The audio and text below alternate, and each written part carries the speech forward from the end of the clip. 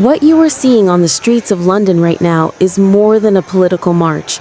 This is a movement that has shaken the heart of the United Kingdom and forced a global conversation that many leaders tried to avoid. Today, thousands of protesters have filled the streets, waving Palestinian flags, holding banners, and calling for one message that echoes through the city: ceasefire now. The crowd includes students, workers, activists, parents with their children, religious leaders, and ordinary citizens who feel compelled to speak out against what they describe as injustice.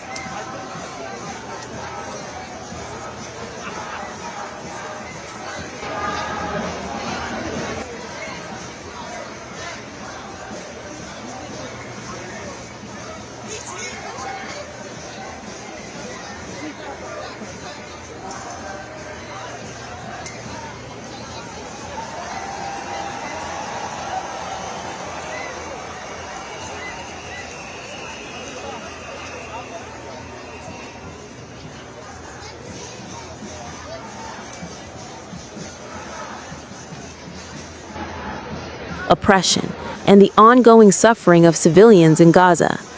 This protest is not an isolated event. It is part of a growing wave of demonstrations that have swept across London and other major UK cities over the last few months. But today's turnout is one of the largest yet. People have traveled from Manchester, Birmingham, Cardiff, and Glasgow, joining Londoners on what has become one of the most vocal human rights protests of this year. Placards carry emotional messages: stop bombing Gaza, human rights for all, not just some, end the occupation. The message is clear. The world is watching, but many believe world leaders are not listening. As the crowd moves from Hyde Park towards central London, the chants grow louder. Free, free Palestine rises in powerful unison, followed by from the river to the sea, Palestine will be free.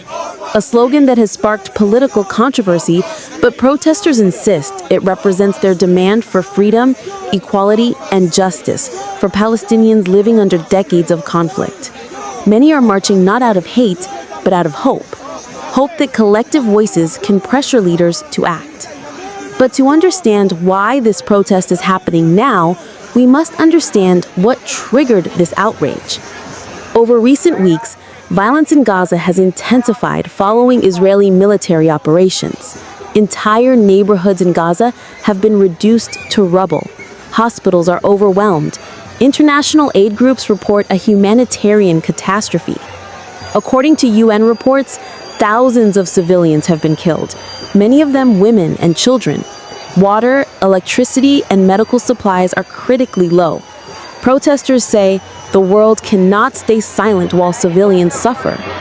At the same time, Israel insists its military actions are a response to ongoing attacks from Hamas, which it and many Western governments classify as a terrorist organization.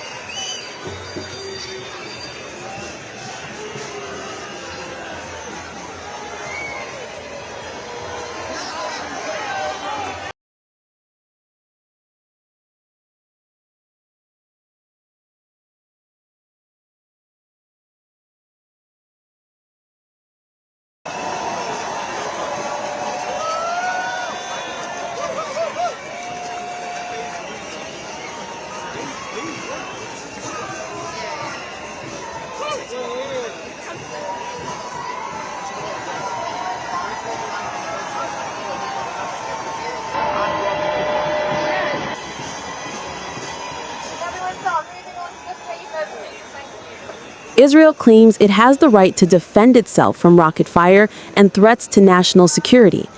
However, critics argue that the scale of Israel's response amounts to collective punishment against millions of civilians, something many protesters believe is morally and legally wrong. This has now become more than just a conflict in the Middle East. It's a moral question confronting the world. In London, demonstrators are calling on the UK government to end its silence and take a stand. Many accuse Prime Minister and Parliament of double standards, supporting human rights globally, but avoiding criticism when it comes to Israel.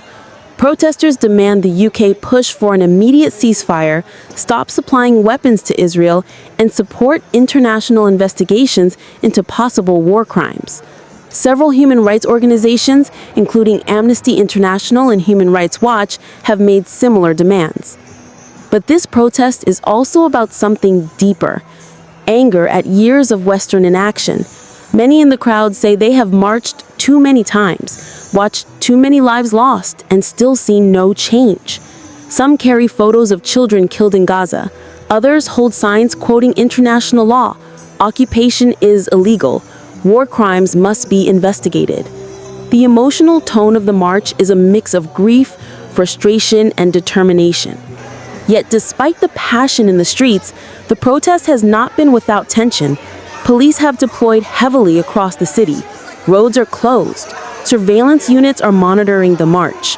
Officers say they are there to maintain order, but critics argue that the scale of the police presence is meant to intimidate protesters. Earlier marches have faced attempts by far-right countergroups to disrupt the protest, but today the focus remains largely on Gaza. Organizers have repeatedly urged demonstrators to remain peaceful, and so far, the majority are marching calmly and powerfully. Among the speakers expected in Whitehall are peace campaigners, British Palestinians, Jewish anti-war groups, human rights lawyers, and MPs who support a ceasefire.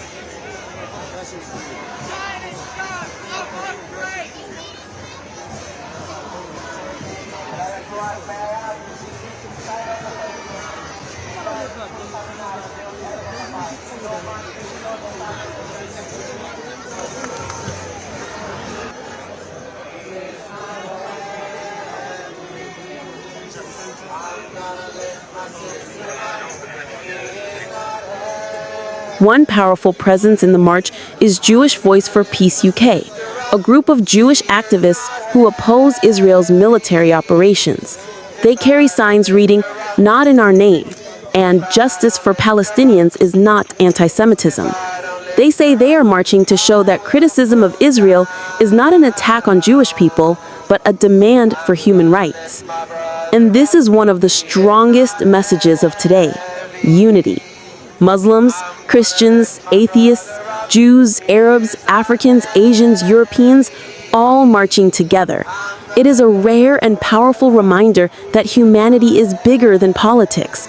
People are not just protesting war, they are protesting silence. They are protesting against the idea that some lives matter more than others. They are marching because they refuse to look away. Social media has played a major role in today's mobilization. Videos of bombings, injured children, and destroyed homes in Gaza have gone viral, compelling people to take action. Hashtags like "Ceasefire Now," "Free Palestine," and "Gaza Under Attack" are trending across platforms. Many protesters say they were motivated not by political groups, but simply seeing too much suffering to stay silent. But will this protest change anything? That is the big question. Protesters hope their voices force the UK government to shift its stance. So far, leaders have called for humanitarian pauses, but have stopped short of demanding a full ceasefire. Protesters say this is not enough. A pause is temporary, but a ceasefire saves lives. They want policy, not sympathy. Critics will argue that protests don't change foreign policy, but history says otherwise. History ended apartheid in South Africa. Mass protests stopped wars before. And today, protesters believe that silence is complicity and speaking out is a duty. As night begins to fall, speeches will continue outside Downing Street and Parliament Square. Moments of silence will be held for victims of the conflict. Religious leaders may hold prayers. Names of children killed may be read. And long after the march ends, videos and messages from this protest will continue to spread across the world. Subscribe to UK Immigration Express. Like and share.